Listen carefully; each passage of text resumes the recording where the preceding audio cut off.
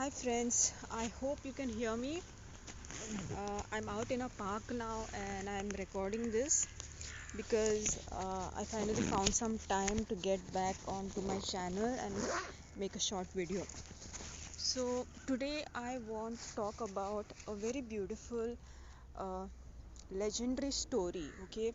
And this legendary story is about I think it's a Chinese Chinese tale, okay, and it is called Memoirs of a Geisha. Okay, so this is a story, it's a novel, and then a movie was made on it. So, Memoirs of a Geisha is a novel or a movie that is based on the life of a geisha. Okay, so Chinese culture, I'm not okay, I think this is Japanese. Okay, I'm not sure it is so much it is Chinese. I think it is Japanese. Okay, so let's just say it is Japanese. It's part of Japanese culture, and Memoirs of a Geisha is a story about a geisha. Okay, now who were the geishas? Basically, the geishas were a little bit like how there were the Devdasis in the Indian culture, okay? But Devdasis were priestesses, okay? They were priestesses. Geishas were not priestesses, geishas were more like artists, okay? They were very culturally trained. They were culturally trained women trained to accompany the high class men, okay? So the kings and the nobility, okay, so the kings and the nobility, they were the ones who were accompanying these geishas. I mean, the geishas were accompanying these people, okay. So this is a story of one such geisha, okay, and she was stolen from her home and she was taken to a geisha house along with her sister, okay. And what happens then is she has to follow the rules and traditions that a normal geisha follows, okay, that an ordinary geisha follows.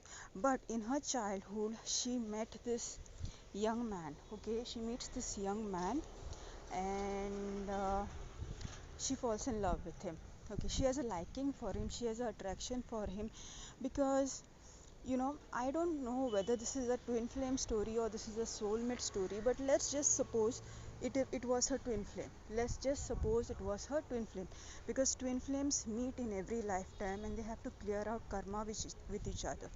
Okay, and usually these twin flame relationships have a lot of struggle involved in it, because a lot of karmic clearing is involved. But yeah, it doesn't seem like this man or this young man was her soulmate, because soulmates have more of a easier time, okay. It feels to me that this story of a geisha was about more more about the twin flame phenomenon, okay. It seems like it was a twin flame phenomenon.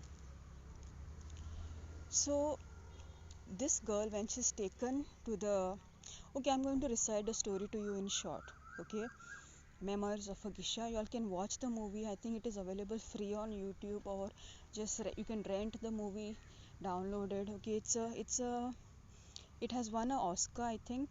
Okay, it has won some sort of a prize for movies, for films, and it's a total classic. It's a legend in a movie itself. Okay, so Geisha, the story, the Memoirs of a Geisha was based on a true tale. Okay, it is based on a true tale, kind of similar to in India how we have the story of mm, I'm not getting it now. Aishwarya Rai played the main role in this story.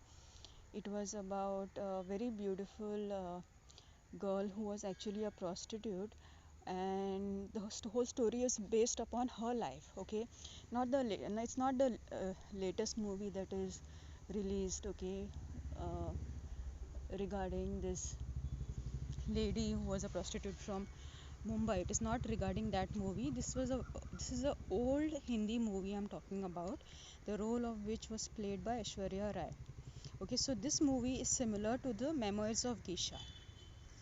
Okay, now in this movie, Memoirs of Geisha, okay, this young girl, she's taken to a geisha house which is So it is funded by the nobility basically. Okay, this geisha houses are funded by the nobility, and she and her sister tries to run away. As a young children, they try to run away because they were about like 8, 10 to 12 years old when they were stolen from their parents, and they try to run away. So because she's caught while trying to run away, she is denied the education that a normal geisha is given. Okay, so the geishas are culturally trained in various arts, in conversations, in dance, in all sorts of basically all sorts of cultural activities that you can have. Okay, so she was denied that education. Okay, and she was just kept at a low class level because she was trying to escape from the geisha house. Okay, and her sister was taken to a different geisha house where they were separated, and she was not allowed to meet her sister because they were planning an escape together. So she was separated from her sister. So now she is given all the hard work to do because she's not in the, let's say, the upper class of the geisha house, and she's just treated like a servant. Okay, and she's made to serve the other geishas, okay, the already established geishas that were there. And then they portray a relationship she has with this really mean geisha, and she who always reminds her of being from a low class family. Okay, but yes, this girl was born in a low class family, but she was not low class. Okay, because first of all, she was very talented, secondly, she was very smart, thirdly, she was very beautiful, and that is the reason why she was taken by the geisha house. Okay, so what happens is, one day after finishing her work, she goes out into the city that they have, and she meets this man. She meets this young man, and it turns out that he is in the nobility. Okay, so this young man is her twin flame. Okay, and she doesn't know it because she is around like 13, 12, 13 at that time.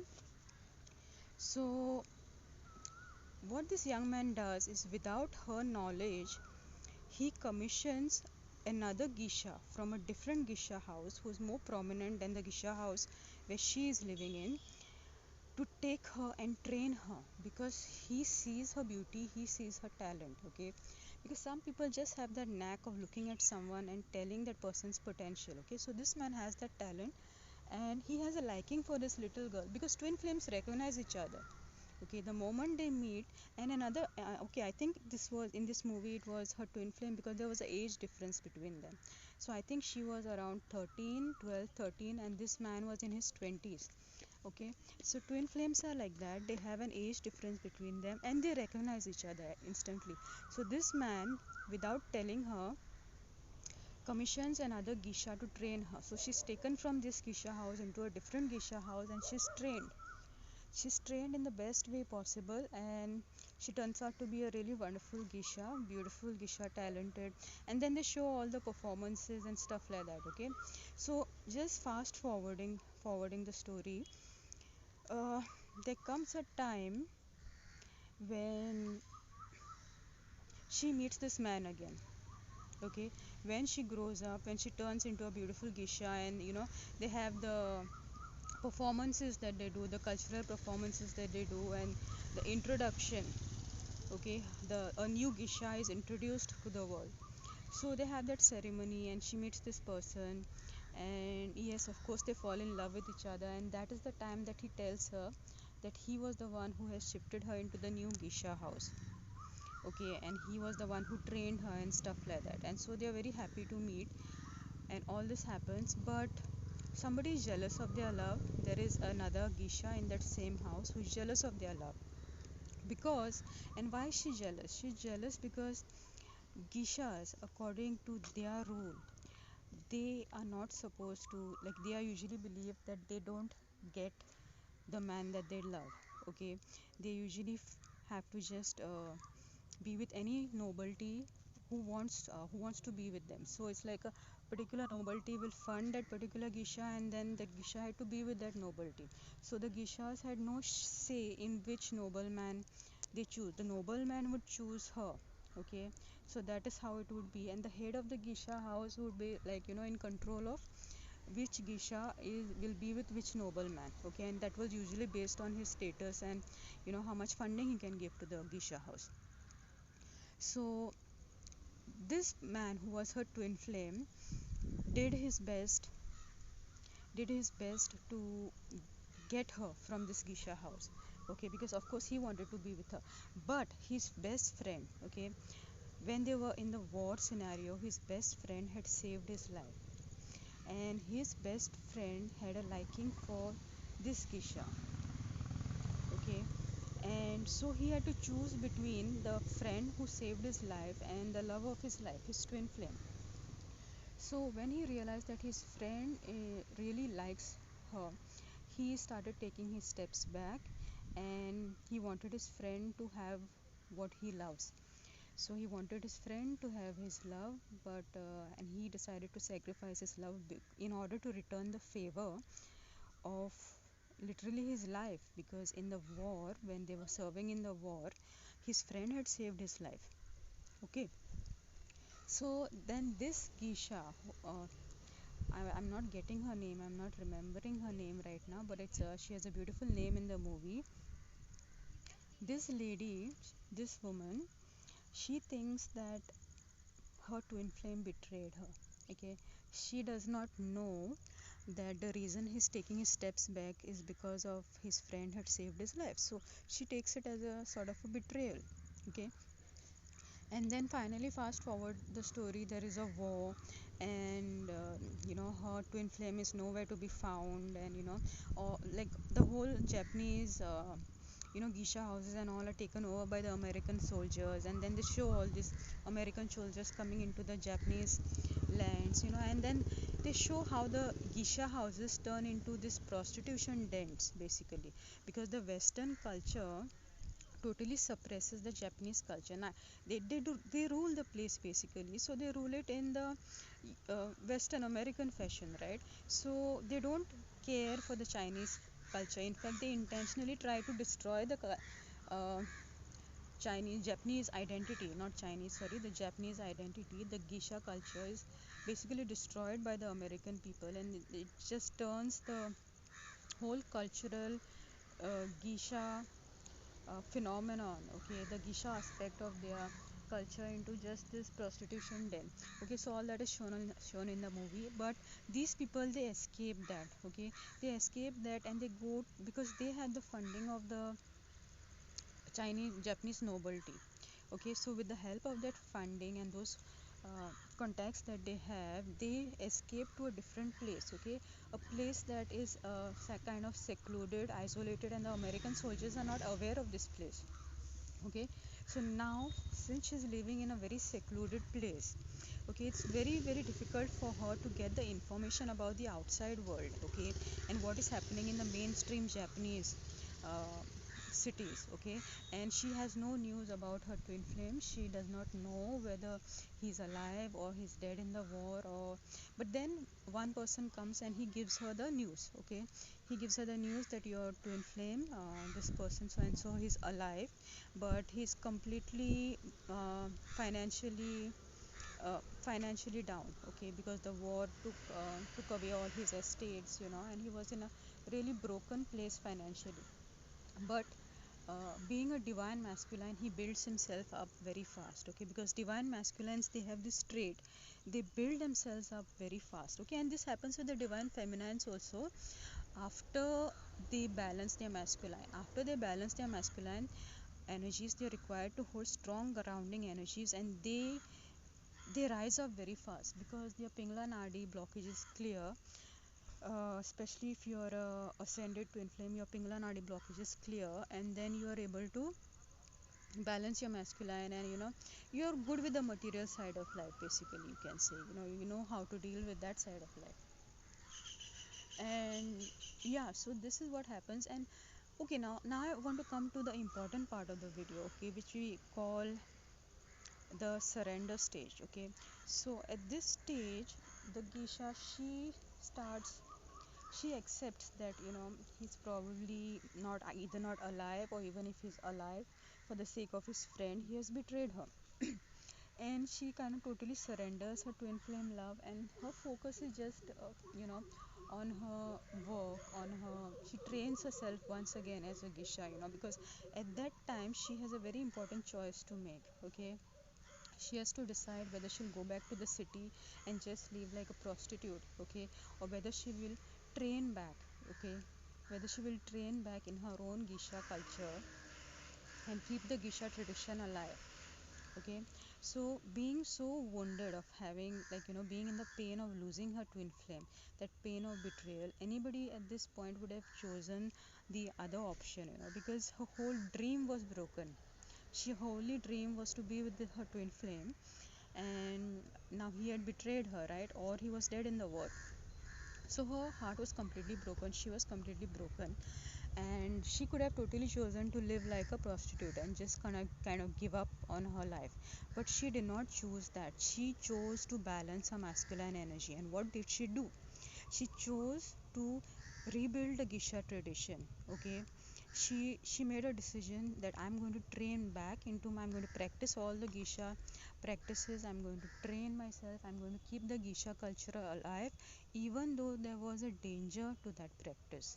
Okay, because uh, the Americans were there around that time. But after the Americans left that place and Japan started coming back on its own, so now this was the separation stage, okay, when they were separated for many years.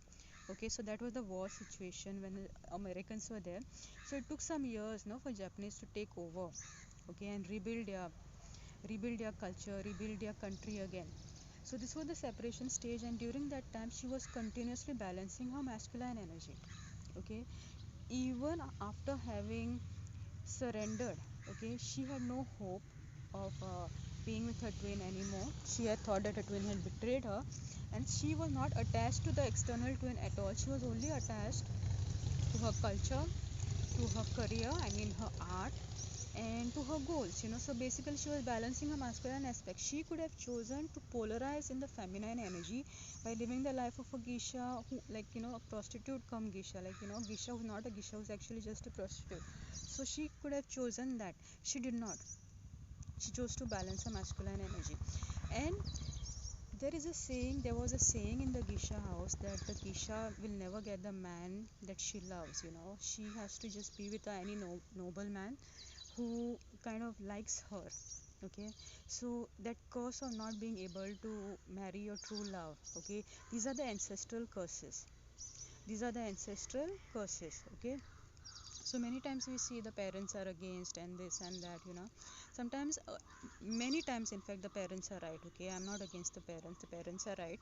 But in a situation where everything is okay and you want to marry your true love but you can't, sometimes the ancestral curse is involved there. Okay, so now what is ancestral curses? Ancestral curses are usually this Kal Sarpa dosha that we talk about.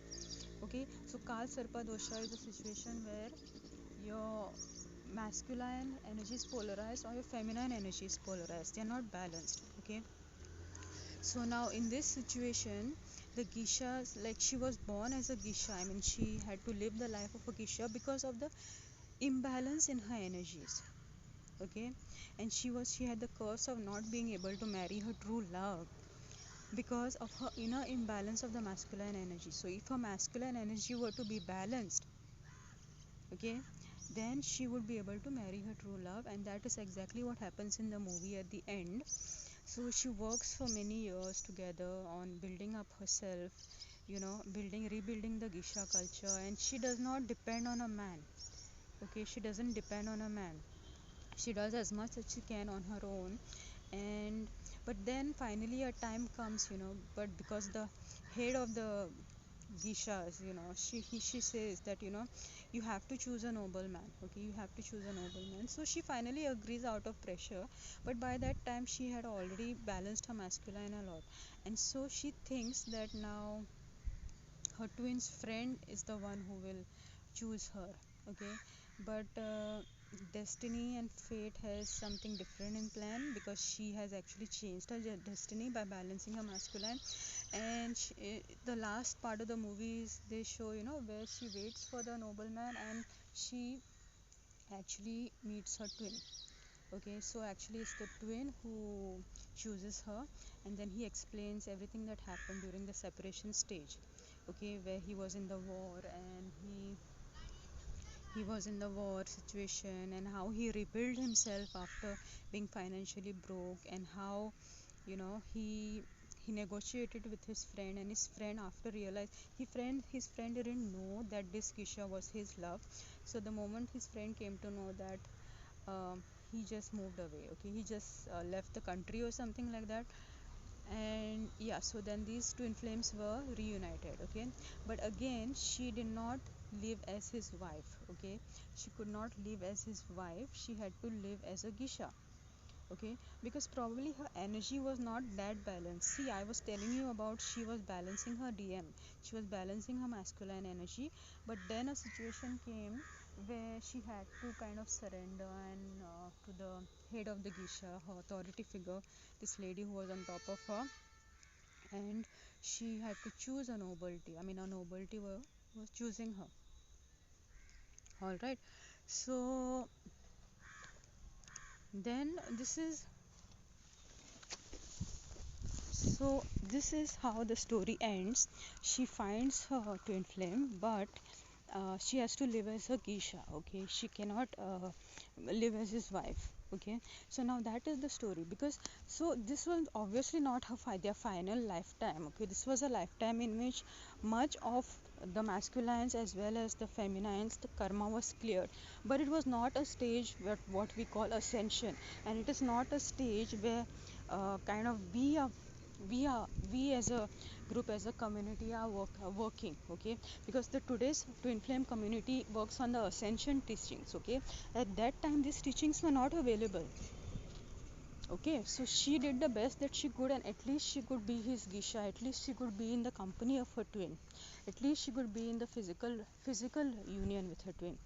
Okay, and so this is the story, this is a beautiful story. It ends in a, I think it ends in a very beautiful way, but there's a slight tinge of sadness there, because she is not his queen, she is just a Gisha at the end of the day. But yeah, they are together, and what a bigger what a bigger joy than to be in physical reunion with your twin, right? So this is the story. I told you about Memoirs of Gisha. Okay, and I think I ruined the movie for you, but it's okay. It's okay. But because I actually didn't ruin the movie, because now when you watch the movie, of course, you will know how it ends, but you will be able to see it in a better way.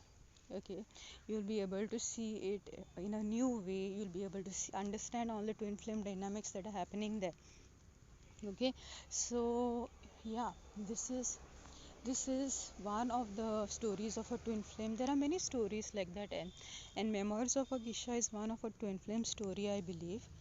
So the important part of the story that I want to highlight, whether you have watched the movie and or whether you have not watched the movie, the important part of the movie is, in the separation stage, she chose to balance her masculine energy. Okay, so she chose to balance her DM even though all these teachings were not there. So imagine how hard it was for her then. She could have completely got obsessed with her chasing her DM. Okay, or she could have completely decided to give up on the journey and turn into a prostitute.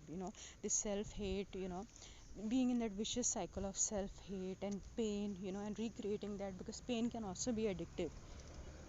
Okay, so this usually happens when people's dreams break, they go into a negative spiral, and they choose addictions, they choose sex addiction, substance addiction, shopping, whatever that you have. Okay, so she didn't choose all that, she was so strong, and she was having the grace, because I think the reunion basically happened even in the absence of these teachings at that time. It was a time of war, either World War I or World War II, when Japan was attacked. I think it was World War II when Japan was attacked. So that was the time, and she could make it into a physical reunion with her twin, probably just because of Kundalini. Because when twins meet each other physically, or even if they meet online, or even if there is a etheric connection, there is always a Kundalini awakening. Okay, so finally it's the Kundalini that activates your DNA and is the best teacher. So even in the absence of all these teachings, She had the teachings through the power of the Kundalini. When Kundalini clears the karmic blockages, it fills you with knowledge of the soul, you know, Atma Gyan, that is say in Hindi in India. Okay, so you're filled with this soul wisdom. Okay, and who does this? Kundalini does this. So even in difficult situations, even in the absence of, like nowadays we have twin flame coaches here, you have to, yeah, of course you have to pay a huge amount and get the training and all done, but and then the practice is involved, but you have guides, imagine her situation. It was a war situation. She wasn't aware whether he's alive or dead. She wasn't aware whether he had actually betrayed her or not betrayed her, and there was no guide, there was no teacher. The only thing that she relied on was her Kundalini, that was actually teaching her, her Kundalini, that was actually clearing the karmic blockages and activating the DNA, right? So this is the story of Memoirs of a Geisha, which I have explained to you, and I hope you found this information very useful. And yeah, so the whole purpose was to teach you to balance your masculine energies. you know there is an inner resistance to a masculine energy, sometimes there's an inner resistance to a feminine energy, and it is the balance of these energies, the clearing of the karmic blockages, that creates the physical reunion with your twin. Whether you are a male twin or a female twin, doesn't matter. You have to clear the damn blockages, okay? And the only thing that helps you to clear these blockages is either spontaneous Kundalini awakening. If you have this spontaneous Kundalini awakening, you're very lucky, but you need to take training to know how to maintain it. Kundalini is not an energy you can take for granted, okay? You have to maintain it. You have to do certain practices that keep the Kundalini risen, okay? So Kundalini awakening spontaneously is one way, and the second way is doing sadhana, deep sadhana. There are certain meditative states in which your guru takes you, okay, and your guru raises your Kundalini in that meditative state, because it's such a deep trance state that bypasses your logical mind, okay? So it is called the Diksha. Diksha means, the chakra activation. The guru awakens your Kundalini, okay? The guru awakens your Kundalini, and the guru teaches you all the techniques of this deep sadhana, okay? And if it happens to be spontaneously, then the knowledge comes into you on your own, okay? So when ascended twin flames meet, they usually have get all the knowledge by themselves, okay?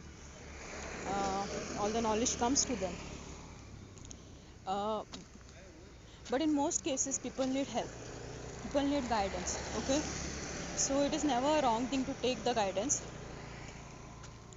so it's always helpful. So this was my story for today, and I hope you got something out of it. It's a very inspiring tale. It's a very inspiring tale, even though I've sort of told you the entire story here, because it's a very old movie. I'm sure most of you all have watched it. It's a very old famous movie. uh, watch that movie again, and you will get the whole picture, okay? And all this, if when you see the movie, it's quite dark, and there's a lot of pain involved, because this refers to balancing of the emotional body, okay? So you have a lot of pain and darkness in the twin flame journey, because the emotional body is balancing, okay? You have to move out of that stage into the light, into the balance, okay?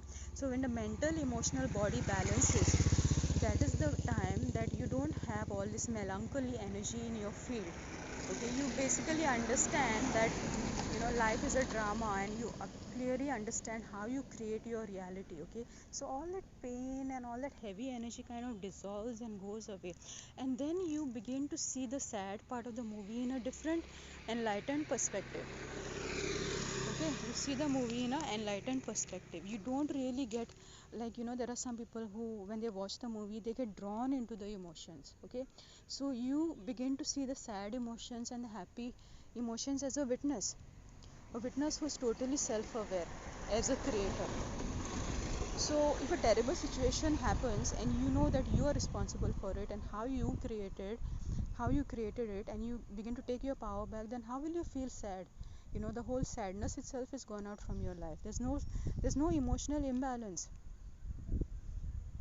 okay? The pain dissolves, Okay, the pain is no longer having the same grip and effect on you, because you know how you create your reality. Okay, so this is all I have for today. I will see you again.